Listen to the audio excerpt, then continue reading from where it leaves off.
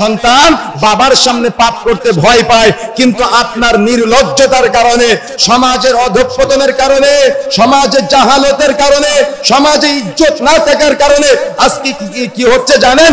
আজকে আমাদের সমাজে আমরা দেখতে পাই ওই যে চায়ের দোকান থেকে 5 টাকা দিয়ে একটা সিগারেট নিয়ে একটা ছেলে কি করতেছে, সিগারেট গ্যাস লাইট দিয়ে ধরাচ্ছে। ধরানোর পরে তার পাশে মুরব্বি দাঁড়িয়ে আছে, তার পাশে আলেম দাঁড়িয়ে আছে, তার পাশে তার বাবা দাঁড়িয়ে আছে, তার পাশে তার মা দাঁড়িয়ে আছে, তার পাশে তার সন্তান দাঁড়িয়ে আছে, তার পাশে কোনো মুরব্বি দাঁড়িয়ে আছে, নাকি তার পাশে মসজিদের সভাপতি সাহেব দাঁড়িয়ে আছে, নাকি তার পাশে মসজিদের খতিব সাহেব দাঁড়িয়ে আছে। ও কাউকে তোয়াক্কা করে না, ও সিগারেট খায় আর ও যাত্রার দিকে ধোঁয়া ছেড়ে দেয়। কেন এমনটা হচ্ছে? কেন যুব সমাজ অভিভাবকদের লজ্জা করে না, অভিভাবকদের ইজ্জত করে না, অভিভাবকদের সম্মান করে না?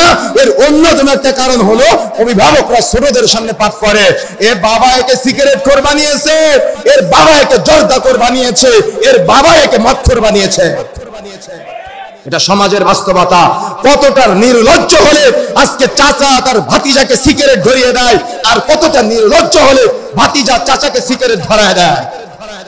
সমাজের বাস্তব চিত্র এগুলা। দাদা নাতির কাছে সিগারেট বিক্রয় করে। মা বোনেরা যারা আছেন, সন্তানকে নিয়ে সতর্ক হতে হবে। আপনারা সন্তান এই ভুলগুলা করতেছে, আপনারা ছাড় দেওয়ার কারণে আজকে যুবক ভাইরা যারা আছেন, মুরব্বীরা যারা আছেন, সতর্ক হতে হবে। আগামীর প্রজন্ম যারা আসতেছে তাদেরকে নিয়ে ভাবতে হবে, তাদেরকে নিয়ে চিন্তা করতে হবে, তারা যাতে করে অন্তত ইজ্জত করতে পারে, সম্মান করতে পারে। আমরা এতদিন দেখতাম মা বোনেরা যদি অন্তত একজন আলেম মানুষ আসে, ইমাম সাহেব আসে, খতিব সাহেব আসে, অন্তত মাথার কাপড়টা টেনে মুখের নিচে নিয়ে চলে আসতো। কিন্তু এখন সমাজ এতটাই নির্লজ্জের, এতটাই বেহায়াপনার, এতটাই জঘন্য, একজন পুরুষকে দেখলে একজন নারী তার মাথার কাপড় উল্টে ফেলায় দেয়। কেন হচ্ছে এমনটা? কেন আজকে যুবকের অধঃপতন? কেন আজকে যুবতীদের অধঃপতন? এই অধঃপতনের অন্যতম একটা কারণ হলো বাবা তার সামনে তার মেয়েকে গেঞ্জি গায়ে ঘুরে বেড়ার পারমিশন দিয়েছে। তাই আজকে নির্লজ্জ সমাজ, বেহায়াপনার সমাজ।